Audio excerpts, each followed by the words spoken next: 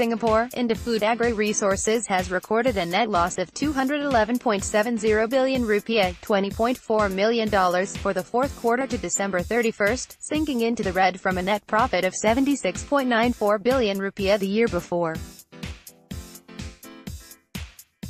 This was mainly due to the fall in sales and profit in its plantation division arising from weak commodity prices, partly offset by strong performance in the edible oils and fats (EOF) division, the main board-listed company said in a regulatory filing. Loss per share (LPS) was at 151.7 rupiah per share, from earnings per share (EPS) of 55.1 rupiah the year before. Shares for the company closed at $0.215 apiece on Wednesday. It is recommending a final dividend for the financial year, details of which will be announced before the end of March. Payment of the dividend will be subject to shareholders' approval at the forthcoming AGM annual general meeting, to be convened at the end of April. Last year, the group's final cash dividend was 0.7 cent per share. Revenue for the fourth quarter was down 6.5% to 3.80 trillion rupiah, from 3.56 trillion rupiah the year before. The group's financial expenses increased by 26.7% to 198.88 billion rupiah, from 156.95 billion rupiah the year before, mainly due to higher working capital facilities, and higher blended interest rate in line with the interest rate hikes by the U.S. Fed and the Bank of Indonesia. For fiscal 2018, net loss was at 221.76 billion rupiah from a net profit of 447.31 billion the year before. LPS was at 158.9 rupiah, down from EPS of 320.4 rupiah the year before.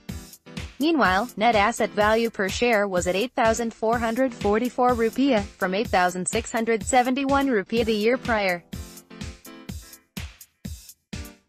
Revenue was down 10.6% to 14.06 trillion rupiah, from 15.73 trillion rupiah the year before.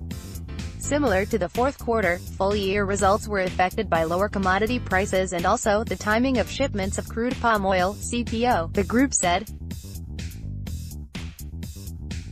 This saw CPO prices of Rotterdam in FY 2018 being at an average of $601 per ton as compared to $717 per ton in 2017.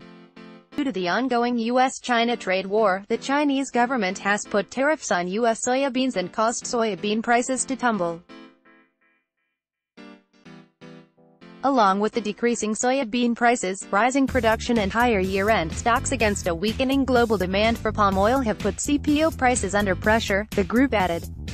Indofood Agri's group's performance was further affected by foreign currency losses arising from the weakening Indonesian rupiah, as well as impact arising from business combination under common control using book value instead of fair value. The group also saw lower profit contribution from joint ventures and fair value loss on biological assets. Group's financial expenses increased 11.3% to 719.96 billion rupiah, from 647.04 billion rupiah the year before. Due to ongoing economic uncertainties arising from U.S.-China trade tensions, there is a lot of price pressure on agricultural commodities, Indofood Agri said. Thus, it believes CPO prices will remain volatile, with demand projected from key import markets such as China and India, together with the relative price of crude oil which affects biodiesel demand.